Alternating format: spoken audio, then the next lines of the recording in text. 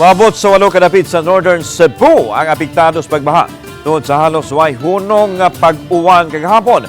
Wa kini or dala kini sa inungaw sa low pressure area matod sa tigpamaba sa Cebu Provincial Disaster Risk Reduction and Management Office Wilson Ramos nga natala nga mga lugar nga apektado sa baha mao ang San Remigio din 15 ka barangay apektado. Nakasinati usab og pagbaha ang malungsod sa Midillian, Tabugon, Bourbon, Daan Bantayan, Sugod sa isla sa lungsod sa Santa Fe ug sa Bugo City. Samtang moabot sa 236 ka mga pamilya ang gipabakwit kinsa gipabalik na usab ganina buntag silang tagsa-tagsa kabalay.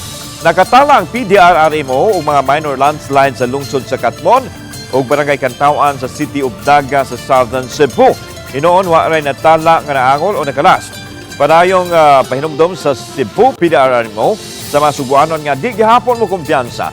Ilabi na niya itong haduol sa kasapaan o sa landslide prone areas. Nanay lakang gibuhat ang atong LGU with regards sa mga mountain resort, ka mga falls na usay di nila pasudlan.